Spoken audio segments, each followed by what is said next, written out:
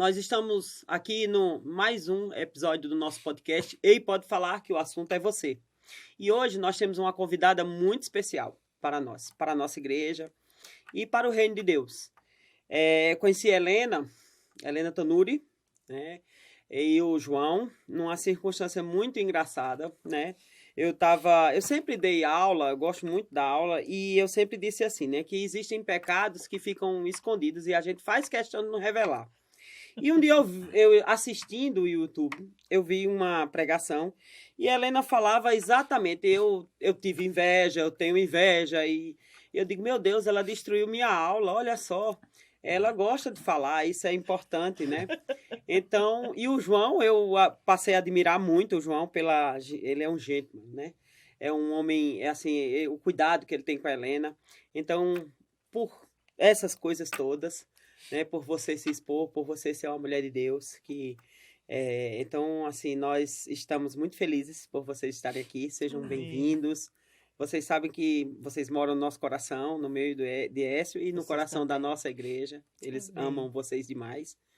E vocês estando aqui, a gente não ia perder essa oportunidade de gravar esse episódio, né? A gente está se sentindo honrado, né, João? Isso, amém, que bom. Em casa, né? Que bom, glória a Deus. E vocês podem se sentir em casa, porque vocês são de casa, tá? Amém. Aqui é um lugar, a gente sempre gosta de dizer isso, um lugar da graça de Deus.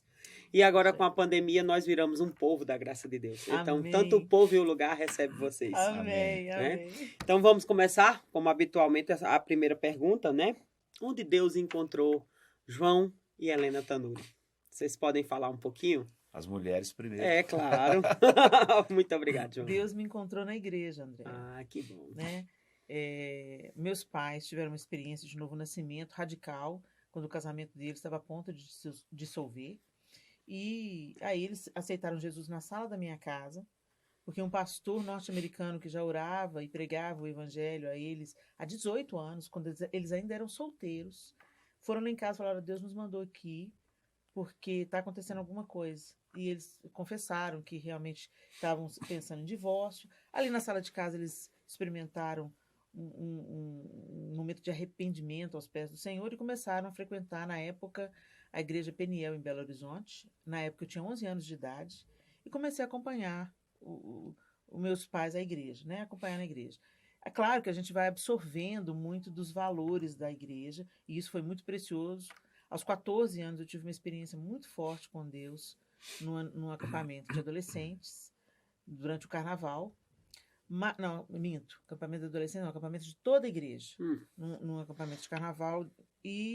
Mas aí, André, a gente vai se satisfazendo com uma vida religiosa. Então, eu vou na igreja, eu faço tudo direitinho. Então, Se tá conforma. bom. Eu me conformo. Com o sobrenatural. E, ao mesmo tempo, você flerta com o mundo. Sim. Eu, na minha adolescência, então, eu comecei a viver uma vida dupla.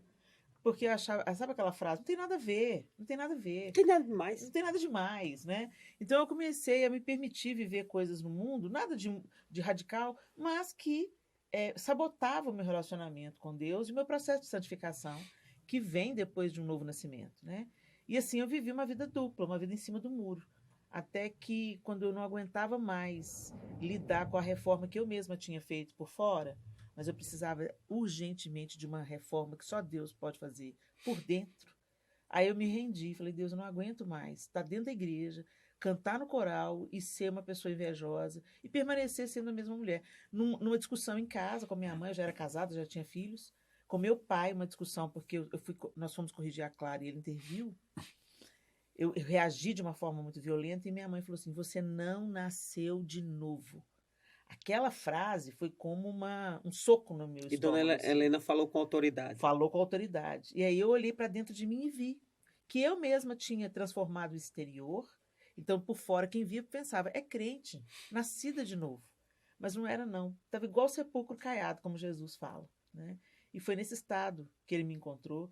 Eu já era da igreja há muitos anos, eu já tinha cantado no coral, eu estava nos meus primeiros anos de Diante do Trono, e Deus me demoliu e fez de novo. Glória a Deus. Glória a Glória Deus. A Deus. E você, João, como é que é essa sua experiência com Deus? Muito bem, Deus me encontrou na minha curiosidade. Que bom. Né? Porque eu venho de uma família católica, mas aquela relação por tradição, por cultura, não por convicção, né? Então, eu sempre tive contato com as ideias cristãs, mas de uma maneira rasa, né? E mais por tradição mesmo. Mas eu tinha muita curiosidade. E as poucas experiências que eu tive na minha infância com pessoas que se diziam crentes não foram boas, né? Às vezes acontece isso. Acontece do tipo, nós temos o Senhor, você não tem. Então, nós somos de Deus, você é do diabo, fique longe de nós. E eu ficava pensando, o que é que eles têm de tão bom assim que não querem compartilhar? Preferem a distância. Então, não foram experiências muito boas, não. Até que na minha adolescência eu conheci a Helena. E a despeito dela estar vivendo todas essas questões que ela abordou aqui, ela me despertou a curiosidade, porque eu via nela alguém que professava uma fé que, para mim, nas experiências anteriores, era algo estranho, negativo. Mas eu percebia nela muita semelhança na forma como foi criada, nas opiniões, na maneira de viver. E ela tinha esse algo mais, que era esse relacionamento com Deus. E eu queria saber o que era isso. Eu falo que ele arrancou o evangelho de mim. Porque ele começou, você é crente? Sou. E isso. E ele começou a me fazer perguntas sobre a salvação. Tá ele e eu, com as 11 páginas de perguntas. Exatamente. Então eu comecei a buscar e perguntar e querer entender, e aí quando você procura, você encontra. Eu dei uma Bíblia para ele de presente. A Bíblia fala, né, que Deus, ele se faz ser achado, né? Sim. Por nós. Isso é muito maravilhoso, né? Deus é incrível. E aquele que tem curiosidade, Deus tem água para saciar, né? É verdade. Para matar a nossa sede, para matar a nossa curiosidade. Sim. Deus é maravilhoso. Gente, Helena e João, me diga uma coisa. Para vocês, por que a vida é preciosa? Porque Deus é que é o autor da vida. E Ele não deu a vida para a gente viver só para nós mesmos. Ele deu a vida para a gente viver por algo muito maior do que nós mesmos. Viver pelo próximo, viver para ver a manifestação da sua glória, da sua majestade, nos relacionar com Ele. Então, viver é maravilhoso, né? É verdade. E todo o tempo, eu acho que a maior dificuldade do ser humano é perceber o quão simples e maravilhoso é desfrutar a vida. As pessoas estão buscando felicidade em cisternas rotas. É né? verdade. Elas estão buscando felicidade em dinheiro, em status, em poder, em relacionamentos utilitaristas, né? Mas, gente, a vida é simples e linda, né? Eu sou apaixonada pelo pôr do sol, sabe, André? A gente vinha falando que Brasília proporciona uns espetáculos. Os espetáculos, assim. E eu fico vendo, meu Deus, cada viração do dia, é como se Deus estivesse dizendo, eu ainda estou aqui. Eu ainda sou o criador de todas as coisas e eu ainda desenho cada pôr do sol diferente. Deus aqui em Brasília, ele capricha. É isso aí. E você, eu vejo que João? a vida é preciosa porque Deus é precioso.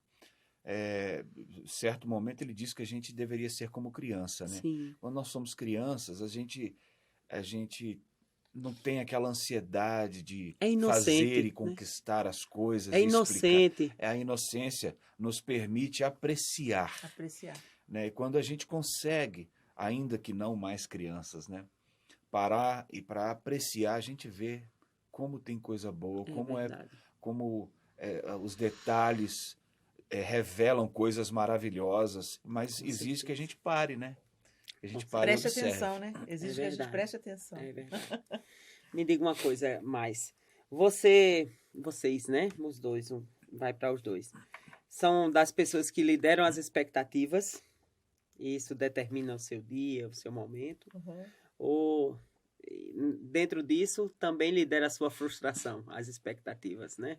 Ai, eu não sei se eu lidero nada, André. Na realidade, eu estou querendo dizer assim, você é ansiosa, né? Sim. Porque eu sou, né? Eu sou muito agitada, muito ansiosa. Eu sou muito agitada. Eu tenho uma dificuldade para lidar com a frustração ainda. Todo ansioso tem essa dificuldade. Eu tenho uma dificuldade, mas eu percebo que eu ainda não cheguei onde eu quero chegar. Mas que eu já não estou no lugar onde eu estava. Glória a Deus, né? O Senhor está nos nos ensinando dia Após dia, é verdade. A gente tem uma brincadeira entre nós, já tem um tempo, que a gente fala que a expectativa é um fungo podre. Olha aí, vou adotar essa. Né? A gente ouviu isso num filme e adotamos, né? É um fungo podre. E assim, não deixa de ter um fundo de verdade. Quanto mais expectativa você cria, mais a chance de você se frustrar. É verdade. Mas se você também não cria expectativa nenhuma, você talvez não experimente surpresas também. Me diga uma coisa, o que é que faz calar a sua boca? Não, tô calada hoje, né? André, quando eu tenho muita gente boa perto de mim, gente que tem o que dizer, eu gosto de ficar caladinha para ir aprendendo. Então, quando eu tenho um mestre na palavra, uma pessoa simples, mas que tem tanto a me ensinar com a sua experiência de vida. O sapateiro lá perto de casa me faz calar a boca.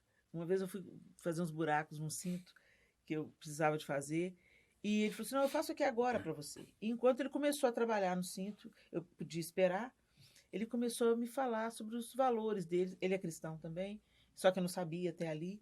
E ele começou a derramar das suas pérolas. Eu fiquei perplexa diante daquele homem e da maneira como ele encara a vida. E eu aprendi tanto naquela tarde. Eu saí dali exultante, sabe? E eu falei assim, olha, valeu a pena ficar bem caladinha para Deus me encher, né? Então, uma coisa que me faz calar a boca é o desejo de aprender com quem o Senhor está querendo usar naquele momento. Isso é muito bom. Você, João. Já que a Helena colocou uma situação boa em que ela se cala, eu vou colocar uma não tão boa, né? Eu me calo quando eu vejo que há um potencial numa conversa para ferir e ser ferido. Ai, como eu queria fazer Aí eu me isso, calo. André. Como eu queria fazer isso. Isso eu acho, João, que já é uma boa parte de sabedoria. Sim. Né? Às vezes a gente, não sei, mulher, eu acho que é um pouco mais ingênua, né? E a gente, eu pelo menos assim, eu digo, poxa vida, por que eu falei isso? Eu não devia ter falado, né? Mas eu falo muito, né? Então eu erro muito. E ultimamente eu tenho procurado, né, medir minhas palavras, até ficar mais calada mesmo, porque eu acho que quando a gente fala menos, erra menos. Né? Como a palavra de Deus diz, até o tolo é tido por sábio quando se cala. É uma grande dificuldade para mim. É verdade, a mim também. Acho que as mulheres têm esse problema. Me diga uma outra coisa. O que há por trás do medo? Nada? Tudo? Ou o inimaginário? Eu acho que por trás do medo tem uma insegurança, né? Ninguém tem medo do nada, né? Eu acho que alguma história, talvez, que a gente precise deixar Deus entrar. Uma história do passado, às vezes a gente tem umas caixinhas fechadas dentro da gente, que a gente acha que já está resolvido. E às vezes a gente precisa de abrir esses quartinhos escuros da nossa alma e deixar Deus entrar e tratar, porque aquilo ali pode reverberar em outra área da sua vida. Então, às vezes, você tá sentindo insegurança numa área e você pensa que é sobre aquilo, mas não é exatamente sobre aquilo. Quando você vai ver, está conectado. Tem um gerador atrás, né? Que está lá no seu fato passado, gerador. Na sua história, alguma coisa que aconteceu, um episódio, uma palavra, uma circunstância que você vivenciou. É verdade. Né? Eu acho que tem isso por trás do medo, um quartinho escuro na alma. Às vezes, por trás do medo também tem uma necessidade de aprovação. Sim. Né? Você talvez tenha uma situação na sua vida em que você não se sente pronto, preparado, mas você quer agradar, quer se sentir aprovado, e aí o medo disso não acontecer te paralisa, né? Pode ter isso também. Me diga uma coisa assim, uma primeira lembrança da sua infância, uma lembrança boa. Uma coisa, né, a gente estava até falando, um gosto, um cheiro. O meu é bife de fígado com purê de batata. Olha, bife Isso de é bom. fígado, ele ama bife de fígado. De fígado. Eu costumo dizer que eu lembro, já que você falou uma coisa que me reporta a infância, Sim. e o João já citou alguma coisa de comer, Sim. eu vou citar outra coisa. Aham. Fazer represa de lama. Sim. A gente vivia numa rua descida, né? Então, quando chovia forte, Certo. eu lembro que eles construíram, a prefeitura veio plantar árvores na minha rua, e aquele tanto de lama. E eu lembro de eu fazendo as represas para represar a água, né? E a enxurrada descendo. E minha mãe brigava muito comigo. Porque A roupa ficava limpinha. Nossa, Deus! É desse jeito. Então eu lembro de eu fazendo represas de lama. Eu amava brincar na chuva. Isso tem tudo a ver com Era isso que eu ia falar. Eu sou nordestina, né? De João Pessoa. Em João Pessoa chove, mas não é tanto quanto aqui em Brasília. E eu amava tomar banho de chuva. Sim. Como é bom, né? É bom demais. É bom demais. É bom demais. É verdade. Helena e João, existe uma frase que é assim: Maria vai com as outras. O que é que fala essa frase para vocês hoje, no tempo de hoje? De uma pessoa que é facilmente influenciável, e doutrinada, né? Se deixa doutrinar e não pensa muito, não questiona muitas coisas. Às vezes ela vai porque a maioria está indo. As outras falam de coletivo, né? Então, eu vou junto com a maioria. A Maria vai com as outras, me fala, eu vou junto com a maioria, eu vou para onde a maioria está indo. E isso pode ser extremamente perigoso, principalmente na vida cristã. No evangelho, né? No evangelho, porque o evangelho é na contramão do que o mundo acha natural. É uma contracultura, né? É uma contracultura. Eu acho que, às vezes, algumas pessoas podem achar que é arrogância da minha parte que eu vou dizer, porque, afinal de contas, nós já passamos dos 50, né? Então, a gente já tem alguma experiência, alguma caminhada, mas é muito fácil a gente ser um Maria vai com as outras na nossa juventude. Né? Porque a gente não mede muito as consequências. Tem necessidade de aprovação também. Não analisa muito o futuro, né? Tem muita expectativa e muita energia para gastar. Então, a gente se envolve e se engaja com muita força. E, às vezes, a gente só depois de um tempo, com observações, experiências, é que a gente vai perceber que estávamos como um Maria vai com as outras. Né? Quanto antes a nossa ficha cai, menos problemas a gente tem para resolver por conta disso, né? Mas é uma coisa que a gente vai ter que ir amadurecendo, não tem como, né, evitar esse processo. É verdade. Vocês peitam as situações ou empurram, né? Depende da circunstância, depende da situação. Tem umas que não tem escolha, você tem que peitar ela. Né? E tem outras que eu tenho que confessar que às vezes a gente vai levando. Eu tenho o pecado familiar, que é a procrastinação. Era uma pergunta, mas vamos lá. E eu tô pedindo a Deus para mudar isso aí, né? Porque eu acho que a gente tem que encarar. É mais fácil você encarar uma situação do que você ficar empurrando. Uma hora você vai ter que lidar com ela. Então eu procuro não empurrar com a barriga, mas de vez em quando confesso que ainda empurro.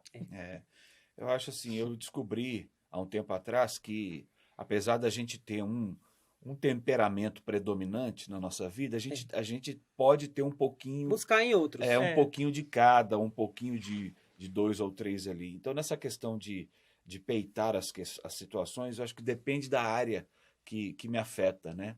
Eu não tenho dificuldade, por exemplo, de enfrentar uma dificuldade, de trabalhar, de correr atrás, de retroceder para poder avançar um pouco mais, né? Mas, às vezes, tem situações, por exemplo, que eu sei que vão gerar uma crise ou que vão gerar um momento, assim, não tão agradável, que você vai ter que tocar numa ferida. Às vezes, eu espero um pouco mais para tentar encontrar o melhor momento, né? Você sempre diz, eu nunca respondo, nunca confirmo, nem respondo uma coisa, assim, de imediato. Eu prefiro pensar, né? Mais prudente. É prudente, é sábio.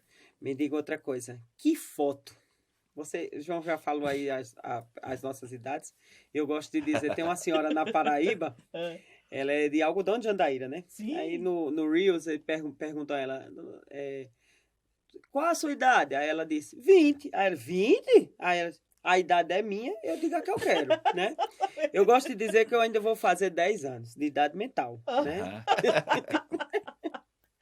Mas hoje, Helena e João, né, com a experiência, com tudo que vocês já viveram dentro da igreja, também a gente vive no mundo também, né? Jesus disse que guardasse a gente, apesar de estar no mundo, né? Mas que foto João faria de Helena e Helena faria de João?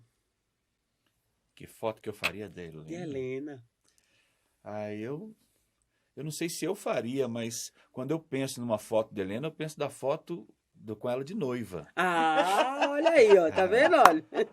Mostra para mim uma foto da Helena, me vem a foto da Helena de noiva. É esse pensamento bom, esse dia bom. Sim. Que bom. A foto que eu faria do João foi quando nasceu a nossa primeira filha.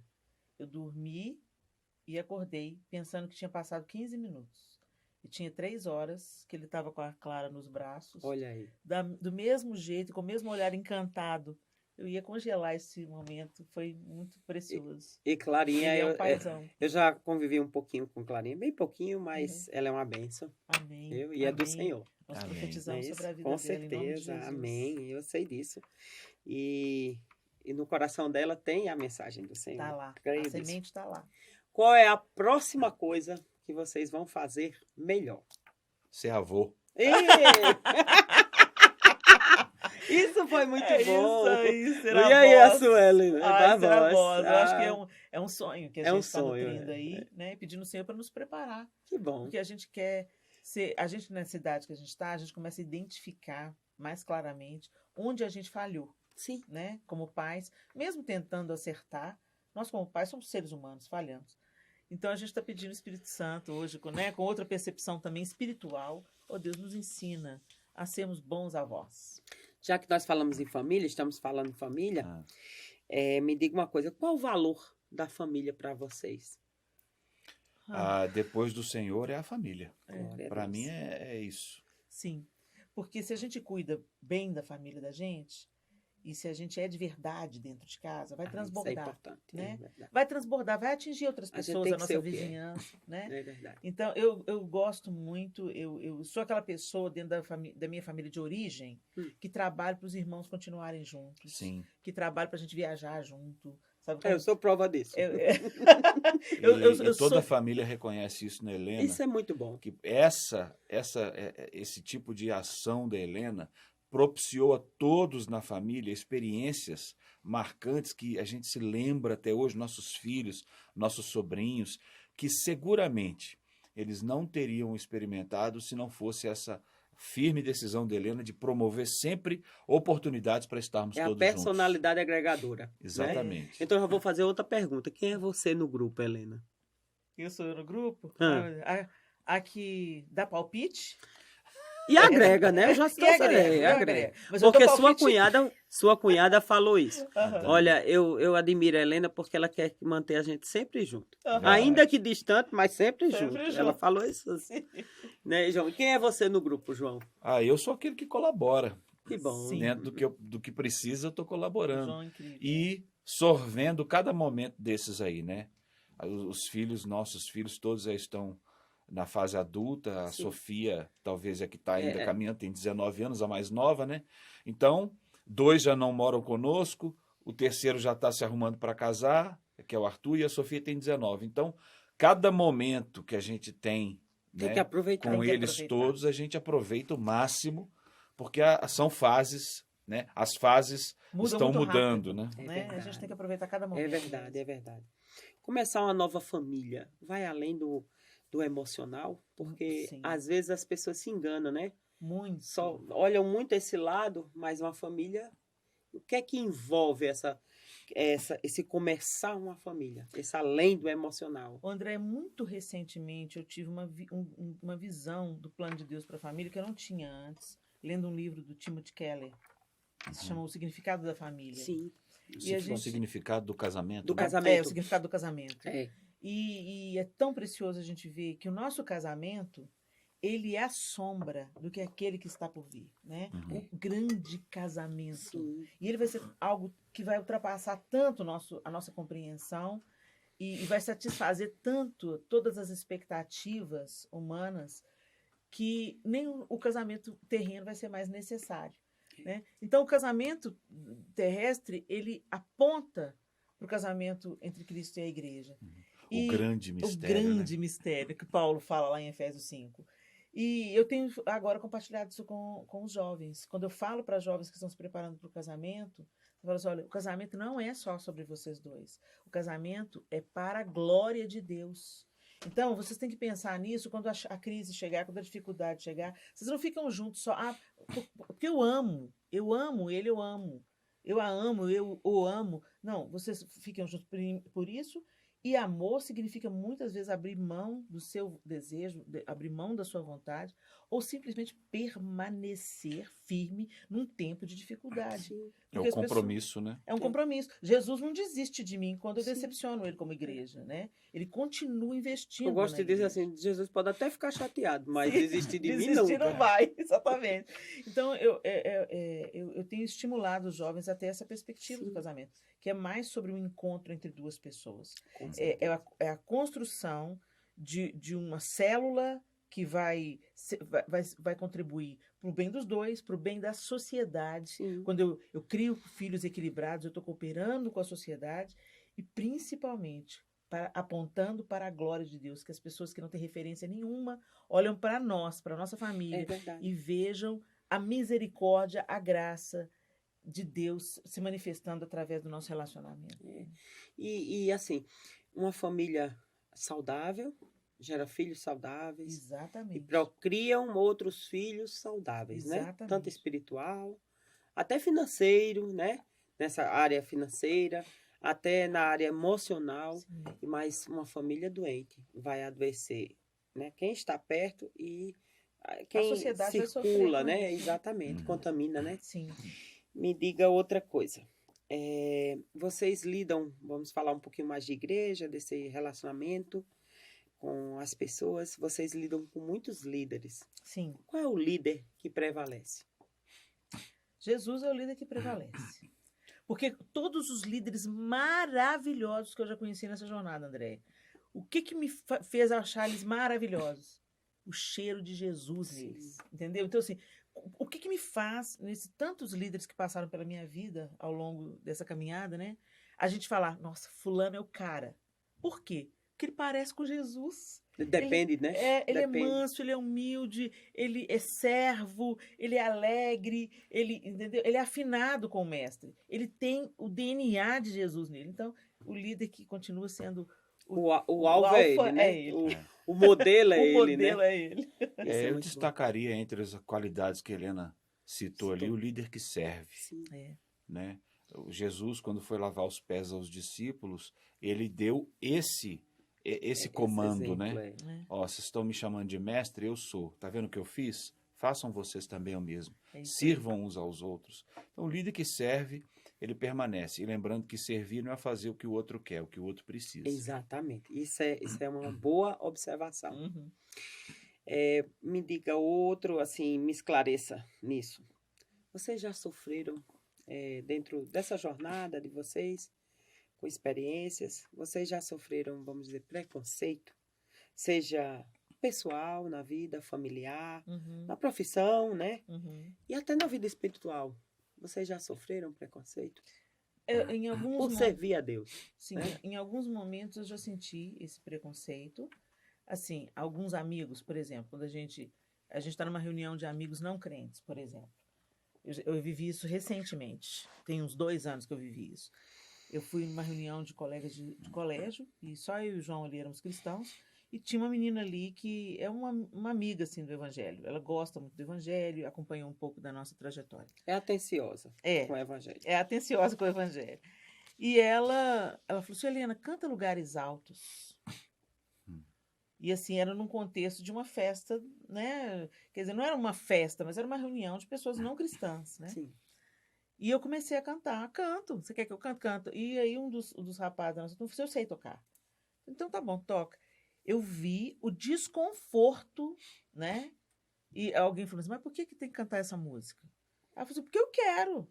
Você tem algum problema de cantar? Ele, não tem problema. Posso cantar, gente? Pode. Mas eu senti que aquilo gerou um desconforto, né? E dentro do nosso contexto de viajar muito, eu já encarei preconceitos. Vocês são da Igreja Batista da Lagoinha? Somos. Vocês são pastores? Não. Não? Como não? Como não são pastores? Por que a igreja não ungiu você pastores? Né? E o contrário. Vocês são pastores. Mas pastora? Pastora mulher? Pode. Sabe como? Então, assim, Eu sei como é. eu já encarei as coisas dos dois lados. Eu falei, gente, título aqui é o que menos importa. Com Eu estou aqui certeza. para servir, né? E isso aqui não é importante. Interessante não, que né? Jesus nunca alegou. Eu sou o rei dos reis. Né? Porque vocês estão. Mas serviu, né? Até com a sua vida. Exatamente. Isso é o exemplo É maior, isso né? aí. Agora me diga uma coisa assim. Você acha que a igreja hoje cumpre o propósito para que ela foi criada? Andréia, eu tenho tido bons contatos e boas experiências, graças a Deus. E isso, eu confesso para você que isso me refrigera em dias difíceis. Mas a gente ainda precisa de aprender que a igreja precisa de ser relevante onde ela está inserida. A gente até vinha conversando sobre isso, né? Quando uma igreja é retirada de um bairro, ela vai fazer falta, né? Ou ela é conhecida por quê? Como que uma igreja local é conhecida? Ela é conhecida por aquela que é um lugar de refrigério para todos? Ela é aquela que mata a fome do necessitado? Ela é aquela que investe na educação da comunidade? Ela é aquela que produz treinamento? Ela é aquela que é engajada nas artes? Ela quer transformar as artes? Ou seja, acho que uma igreja local ela precisa de carregar uma marca de transformação do ambiente onde ela está inserida. E não pensar apenas para si, mas pensar em como servir aquele bairro, aquela comunidade, aquela cidade onde ela está inserida.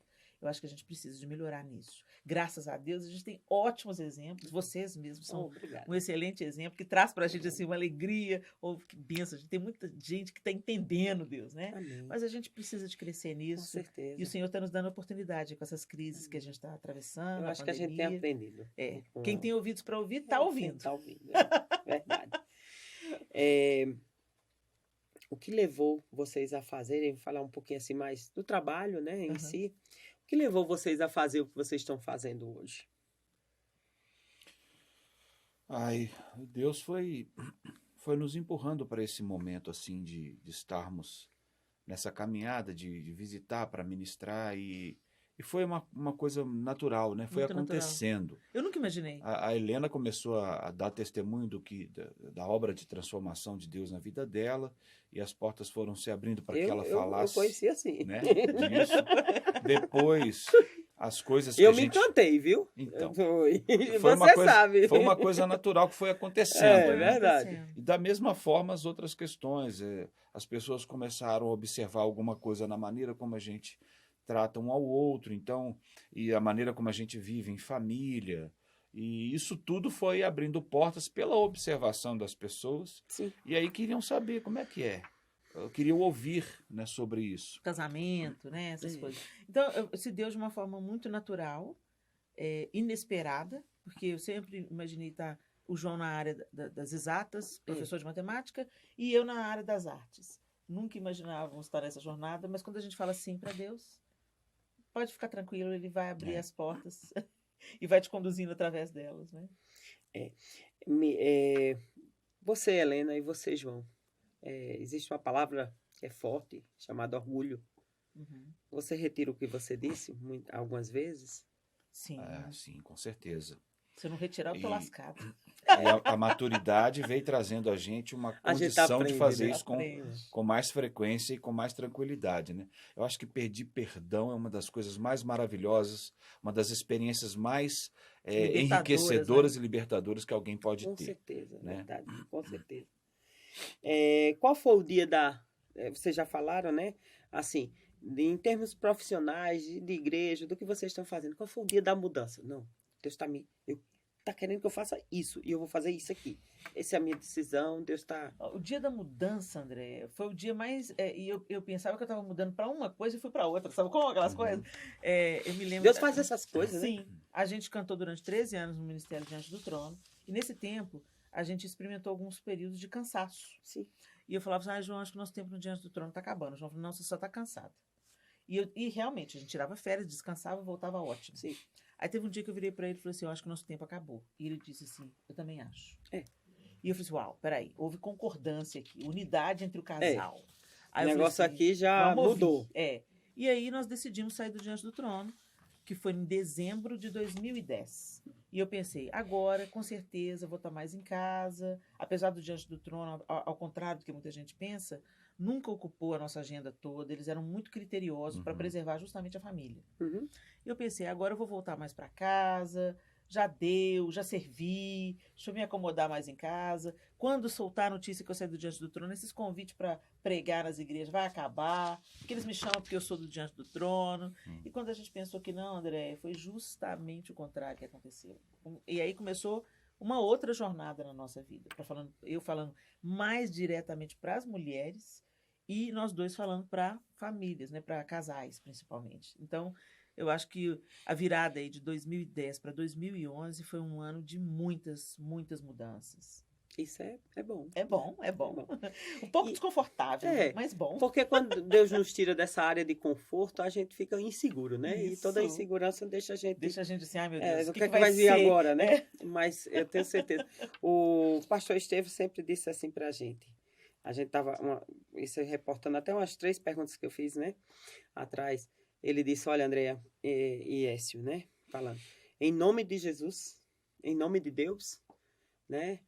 Muitas portas vão se abrir para vocês, mas muitas portas vão se fechar. Mas não se preocupe, porque a porta que ele abre, ninguém fecha. Mas aquele fecha, ninguém abre. É isso aí. Então, o que vocês têm a confiança de vocês, exatamente, né? Eu acho que tem que ser a nossa âncora, né? É isso aí. Na confiança, exatamente nisso aí. Aquele abre... Ninguém fecha, mas aquele fecha, ninguém abre. A gente tem experimentado isso de uma forma bem intensa com essa pandemia. É verdade. Né? Você imagina a quantidade de compromissos que nós não pudemos cumprir porque tínhamos que ficar em casa, todos, né? E o Senhor foi fiel o tempo todo. O tempo todo. Como ele cuida da gente, né? Glória a Deus. Então, nós já estamos num ponto que assim, a porta que Deus fechou, eu é que não sou doida de bater de novo. Exato. Não é isso? Eu tinha uma pergunta aqui que você já se adiantou, né? Se você já abriu uma porta, exatamente, forçou uma porta, né? Que Deus fechou, e quais são as consequências? As consequências são... Gente, dá tudo errado. Dá tudo Você errado. se cansa, você se frustra, você fica dando murro em ponta de faca. Você estraga coisas, estraga relacionamentos, né? Porque pode você é perder amizades. E às vezes parecem coisas boas, por isso que a gente tem que ficar muito atento. Com certeza. É ótimo, mas foi Deus que mandou você fazer? Qual que é a motivação por trás disso? Né? Você perguntou para Deus o que ele pensa sobre isso? Você pediu uma confirmação dele? Né? Tá fluindo com paz? Né? E a gente insiste, Andréia, insiste, e aí é muito sofrimento. Né? Uma semana dessa eu recebi uma ligação de uma pessoa aqui da igreja, e ela falou assim, Andréia, eu quero ouvir você, e eu queria que você me dissesse o que eu vou fazer. Aí eu digo, olha, peraí. Uau. Peraí. Né? Ela disse, Andréia, como é que eu sei que o que eu estou fazendo, eu estou com um novo projeto aí, é de Deus? Eu digo, eu vou dizer o meu processo. Meu processo é assim, eu vou resumir, né? Que essa diz que eu converso muito, é o rio correndo para o mar. O rio só corre para o mar. Sim. Então, quando tudo vai dando certo, eu vou orando, Senhor, isso aqui é para eu fazer, aí o negócio dá certo, aí eu dou outro passo. Senhor, isso aqui, aí Isso. Deus vai abrindo portas, vai abrindo, pessoas que, as pessoas dizem, olha, é difícil, e vai cedendo, aquela coisa vai acontecendo, então eu vejo, Deus está comigo, então vou continuar. E quanto mais a gente continua, Deus vai abrindo as portas, Exatamente. Né? Então Flui, o rio né? corre para o mar, Flui. Então, esse é meu processo, que eu vejo que Deus está comigo, Deus está abençoando aquilo, né? Porque quando Ele não está, as portas se fecham. Né? Então, me diga outra coisa. O que traz saudade a vocês? Ai, eu tenho saudades dos meus filhos pequenos. Eu estou numa fase muito saudosa. De querer ser avó. Porque é o seguinte, os meninos, quando eles são crianças... você sabe exatamente onde eles estão. Eles acreditam em tudo que você fala. Né? Você está como uma galinha, com os pintinhos tudo debaixo da asa. Né? E depois eles crescem, eles fazem escolhas. Às vezes escolhas muito melhores daquelas que você faria. E às vezes escolhas desastrosas, terríveis. Né? E a gente tem que ficar agora como intercessora. Né? Então eu sinto muita saudade deles pequenos. Eu curti muito. Mas eu estou numa fase específica que eu sinto saudade dos filhos crianças. Talvez, com a chegada dos netos, eu vendo um pouquinho deles em cada um dos meus netos, isso vá minimizar um pouco. Né? Sabe o que eu acho? Eu sinto saudade daquilo que é bom. E aí eu penso em algo que a gente já falou aí antes, no início da nossa conversa aqui, né? Sim. Da gente aproveitar os momentos, gente sorver cada oportunidade. Porque eu me lembro...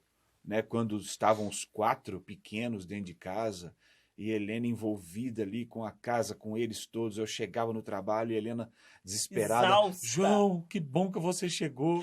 Ai, João, Os meninos ficam será calmos. será que um dia eu vou sentir saudade disso? Vai. Né? E hoje ela sente Olha saudade aí. disso. Então, daqui a algum tempo a gente vai sentir saudade de, às vezes, A situações coisa aqui, do tá acontecendo cotidiano agora, atual, né?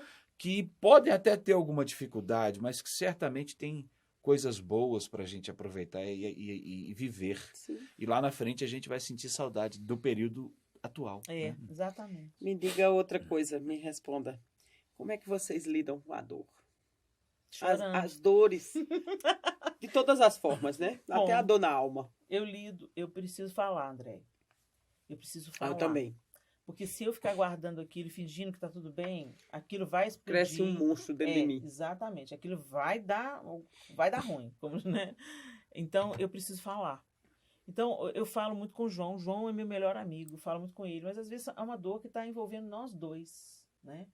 Então, graças a Deus, eu tenho pouquíssimos amigos próximos, assim, e que eu posso abrir o meu coração sem ser julgada, né? E Tem isso. tem A gente isso. que trabalha com muitas pessoas, às vezes a gente se reserva mais, né? sim. Porque às vezes, As exatamente. pessoas não nós- entendem. Elas pensam assim que a gente está num nível espiritual que a gente é proibido de sentir dor. E né? Écio disse exatamente quarta-feira pregando, Écio falou, gente, quem vos fala aqui é um homem igual a vocês. Exatamente. Sente dor, tem problema na família, a gente Exatamente. tem conflitos, Sim. e eu tenho dificuldades, eu tenho anseios, eu igual a vocês. Sim. Né? Não sou um super-homem, então eu tenho falhas, eu cometo erros, eu Uhum. sou normal. É isso aí. Né? Então, assim, você tem que ter alguém para quem abrir o coração, né? Eu acho isso muito importante. Então, eu preciso falar e eu preciso chorar. O chorar também me faz muito bem. Eu choro, depois... Pronto, agora vamos resolver. Me refaço. Fazer entendeu? como criança. Vambora. Eu já sou assim, Ao bem contrário. diferente. Eu Calado. preciso ouvir. Eu preciso Os ouvir. motivos, as razões, né, João? Não, e às O vezes- homem é assim, né? E eu preciso ouvir que, pronto, resolveu. Ou, olha, é isso aqui que é o problema, com absoluta clareza e sabe, sem me deixar dúvida, para eu saber Sim. o Com que eu estou tá fazendo lidando, errado né? e como que eu posso melhorar. Eu preciso ouvir. É. Se eu fico na dúvida, me angustia muito. É, né? Me diga uma coisa aqui. O que é o amor para vocês? A firme decisão de tratar o outro, de fazer o outro exatamente como eu gostaria de ser tratado e como eu gostaria que fizessem a mim. Né? Que bom. Mais do que um sentimento, porque às vezes a gente passa muito pela questão da afinidade. A gente gosta de pessoas de graça, né? A gente olha para uma pessoa, a gente tem uma afinidade com ela e a gente gosta de estar junto dela, mas o amor vai além disso.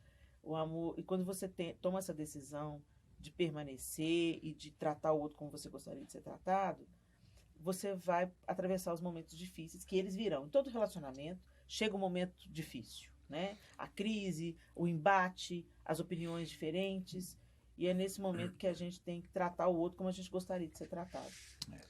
Você já matou alguns sentimentos em legítima defesa? Ai, Eu acho que não. eu acho que não. Eu sou daquelas que sofro sentimentos, falo sentimentos. Lá em casa eu sou conhecida como a rainha do drama, Andréia. Lá em casa também. Mas essa é muito dramática também, viu? Eu sou bem Aí dramática. Sara faz, coitada de Sara, Sara faz, vocês dois são muito dramáticos. Deviam viver um teatro.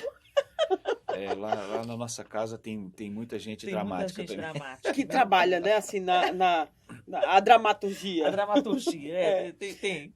Intensamente. Nós vamos começar agora um momento aqui na Ah. nossa conversa, que eu gosto de chamar ioiô. Né? Aham. Eu faço a pergunta, se você puder responder com uma resposta, uma única palavra, Uma palavra. Tá bom. eu agradeço.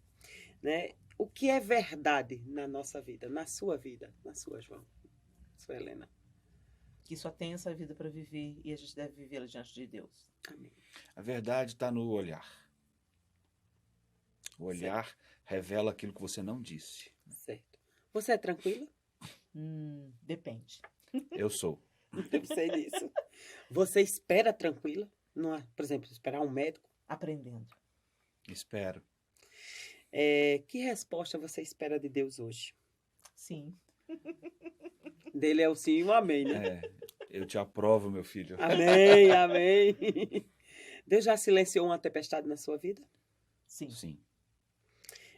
No que você acredita? Deus é o criador de todas as coisas.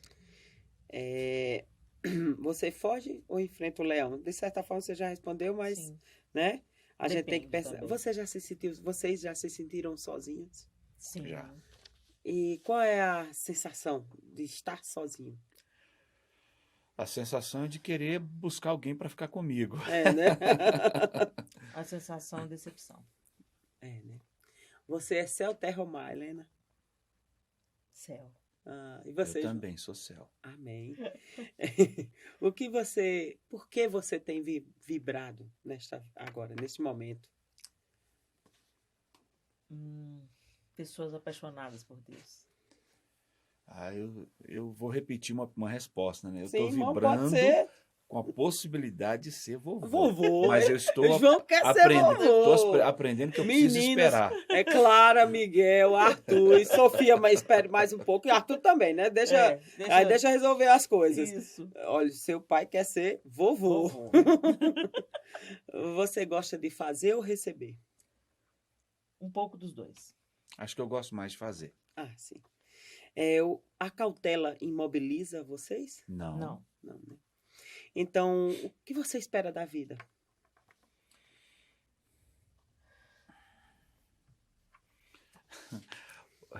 Casa, água fresca, sombra,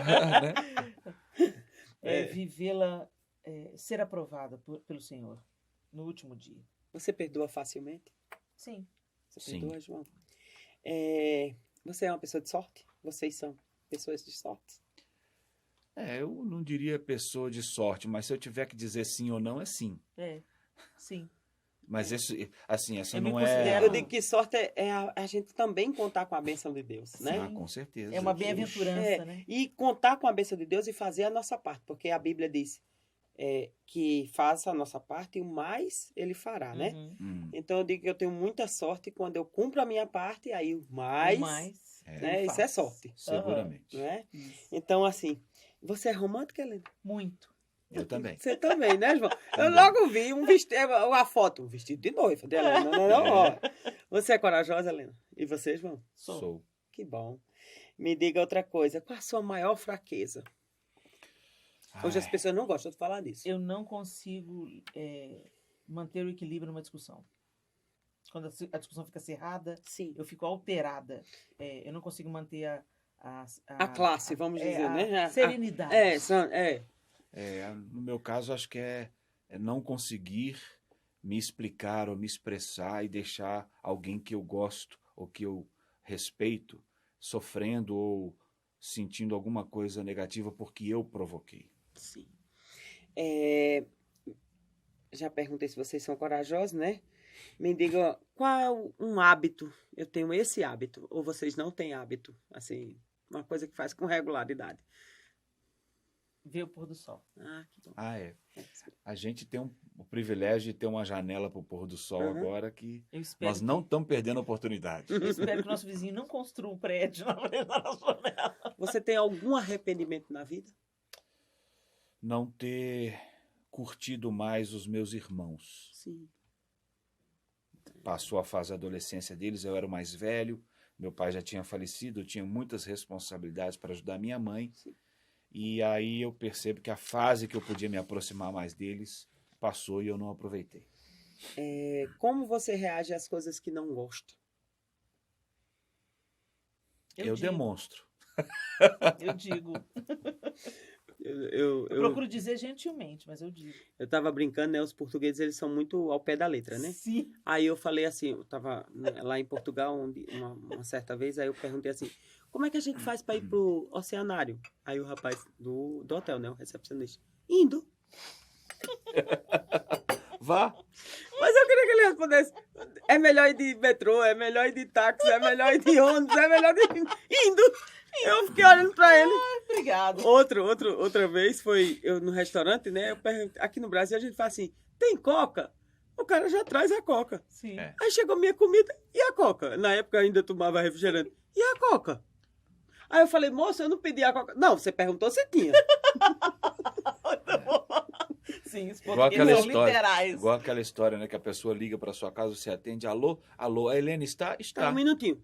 Não, Não, Helena não está? fica. Está. Português, E você está. fica lá. É. Então chama pra mim, por Você favor. pode chamá-la? Posso? Tem uma piada que as pessoas, né, infelizmente, desculpa, mas não tem nada, né, étnico, nem nada. Aí diz que, vamos dizer, uma pessoa de uma certa nação ligou para uma agência de viagem. Aí perguntou qual o tempo de voo de Londres, vamos dizer, né, Londres para Nova York. Um minutinho. Ah, obrigada. Né? Eu queria fazer agora uma outra parte que pelo menos eu gosto, né? Da gente valorar as coisas, porque a gente vive num tempo que às vezes as pessoas hoje, até as mais novas, né? Elas não dão valor a certas coisas que são preciosas para a vida, né? Uhum. E eu acho que tudo na vida tem que ser dado o seu valor, né? Então, vamos valorar. Ou você vai pagar ou você vai receber. Né? Diante das perguntas. Quanto custa a paz? Quanto custa? A paz. Caríssimo. Ah, eu pago. Pago mesmo. Né? Caríssimo. Eu diria que a paz talvez não teria preço. Não tem né? preço, Porque porque, gente, é muito bom ter é paz. muito bom ter paz. Meu pai. Quanto vale uma amizade? Pago. Com Quanto certeza. você pagaria para ter uma amizade? Puxa vida. Muito tempo, muita atenção, muita disposição. Eu acho que a amizade. Abrir mão, né? Eu acho que a coisa mais preciosa da amizade é a reciprocidade. É verdade. É aquela pessoa que ela te acolhe. É valer a pena. né? Ela te acolhe e não é por nada que você fez. É uma coisa gratuita que acontece. Assim, eu acho que é um dom de Deus. Assim, É o dá que pra Jesus gente. fez por nós, né? É. Não, e é importante também salientar que a gente, às vezes, tem muitos colegas, muitos conhecidos, muita gente que a gente convive, mas Sim. amigo é aquele que você pode falar uma coisa maravilhosa, ele te ama. Você fala uma coisa horrível, ele te ama Eu do continuo mesmo jeito. amando. É Não verdade. tem E Você amigo pode é assim. abrir o coração. Amigo é aquele que verdadeiramente. fala o que a gente não quer ouvir. Sim. Né? Mas tem horas que ele fala que acalenta nosso coração, Acalenta o né? coração. Quanto você receberia para renunciar a um sonho? Olha, se Deus estivesse me pedindo para renunciar a um sonho, É. é todo seu, Senhor, né? É. Agora, às vezes a gente abre mão de sonhos por barganhas ou por preguiça, É. né? Então, depende de que Ou tipo por achar de... que não é possível, né? Sim. Mas é isso mesmo. Quanto você pagaria para ficar longe das redes sociais? Às vezes, porque as redes sociais hoje, eu penso que elas são um pouco mal Sim, administradas, sim, né? sim. E a gente vê uma realidade que às vezes engana o outro. Uhum. Nós mostramos o que aparece nas redes sociais, às vezes não é o que você vive. Sim. Então, nesse contexto, né, de, poxa, né, porque a vida é para ser vivida, né? Uhum. Às vezes não é para ser filmada, não é para ser fotografada, Exatamente. mas é para Exato. experimentar um Vamos momento, experimentar né? de verdade. É. né? A gente às vezes paga preços altíssimos sem perceber que estamos pagando para ficar nas redes sociais. E o custo-benefício aí é terrível. Na verdade, a gente não está péssimo. pagando, a gente está sendo roubado. Exato. Um dia desse eu postei, né? Você tem que perceber que o like não é tô te amando, Exatamente. cuidado. né? E hoje tem muita essa confusão, né? Tem. Então, vamos lá. Para ter uma pessoa aos seus pés, quanto você pagaria? Aos meus pés, eu não pago nada. Eu não pago nada, não. Acho que é mais fácil eu ficar aos pés de alguém. Deixa eu dizer, nós vamos fazer as duas últimas perguntas, Tá. né? Qual o valor de Jesus na vida de vocês? Ah, Jesus é tudo, É tudo. André.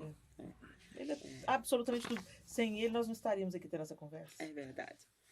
E na realidade, assim, né? Bem claro, quem nos uniu foi Jesus Foi também, Jesus né? quem É nos verdade, uniu. é verdade. Quem uniu eu e o João foi Jesus. Jesus. É, Jesus ele, é tudo sobre ele. Jesus é um grande, vamos dizer assim, proporcionador de encontros, de amizades, né? Sim. Qual o tapa do dia? O que é o tapa? Uma mensagem, uma frase, aquilo que lhe chamou a atenção hoje ou nesses últimos tempos, Qual é o tapa? Uma mensagem que você deixaria para alguém. Esse é o tapa do dia. Eu deixaria para alguém, eu falaria especificamente para os jovens no tapa do dia. Entenda que o mais velho, ele já viveu. Sim. Respeita a história dos mais velhos. É verdade. Mesmo que você se ache superior ou se ache que você sabe mais, respeita a história de quem já viveu mais do que você. Isso vai desde os seus pais até um idoso desconhecido. Respeita a história dos mais velhos. Isso é bom. O seu, João? Então eu vou falar o seguinte, aprenda a a sofrer com aqueles que estão sofrendo, Sim. mas também a se alegrar com aqueles que se estão alegram. felizes. A Bíblia recomenda isso, Sim. verdade. Olha, foi muito bom. Vocês querem complementar com mais alguma coisa? Querem deixar uma mensagem? Olha, delícia a gente estar aqui, Muito. né? E a gente espera que esse podcast abençoe você que está ouvindo. Amém, amém. Que essa nossa conversa aqui tão leve, tão descontraída, faça você também refletir sobre a sua própria vida e sobre aquilo que tem valor, sobre aquilo que você realmente está investindo pesado. E vai valer a pena investir pesado naquilo que é eterno. O que é temporário, gente. Então, invista no Vai que ficar, vai né? reverberar até a eternidade, vai ficar como um legado quando verdade. você partir. Nós conhecemos Pastor S. e André e a Igreja Batista do Lago Norte já há muitos anos. São E nossos desde o amigos. primeiro contato, a gente reconhece muitos talentos na vida deles, Amém, na vida de amém. vocês. Amém. Então, hoje, a gente vê você, Andréia, colocando mais um talento a serviço do Senhor. É isso aí. né? Então, a palavra é essa. Não enterre os seus Não talentos. enterre os seus que o talentos. Senhor vai Glória a usar e Deus. vai frutificar. Glória a Deus. Quando nós pensamos nesse programa, nós pensamos de abençoar vidas. Uhum. Né? A gente está num tempo que evangelizar, a gente tem que reformular, né, essa ideia de evangelização. Uhum. Então, eu penso que as nossas vidas, tem pessoas que não leem a Bíblia, né? Sim. E as nossas vidas, muitas vezes, é a Bíblia que elas estão lendo. Uhum. Então, em algum tempo, em algum momento, a minha vida vai ser a resposta de Deus que ela está precisando. Uhum. Então, esse é o sentido da evangelização. Uhum. Onde eu estiver, o que eu estiver fazendo, né, Deus vai proporcionar para que a minha vida seja a resposta para aquela outra Amém. vida. Amém. E isso é evangelizar. É né? o que a Cuidar. gente está aqui para fazer. E evangelizar envolve também muitas outras coisas. Sim. Mas a minha vida é a resposta. Sempre. Sim. Deus vai Amém. proporcionar. Sim. Para ser a resposta para outra vida. Uhum. Né? Uhum. E eu queria deixar a minha mensagem final, agradecendo a Helena e a João essa agradável conversa maravilhosa. Foi ótimo. E dizer que a nossa igreja é um lugar da graça de Deus. E aqui reside um povo da graça de Deus. Vocês também fazem parte dessa. Amém. E você pode, agora mesmo, recomendar esse episódio, esse programa para uma pessoa dessa conversa que nós tivemos aqui e dizer que a nossa igreja ela está preparada e pronta para te servir e para te receber. E Jesus está aguardando você aqui. Amém. Que você seja abençoado. Que Deus abençoe vocês também. Amém. Obrigado. Você Grande também, abraço. André. Grande abraço. Até o próximo.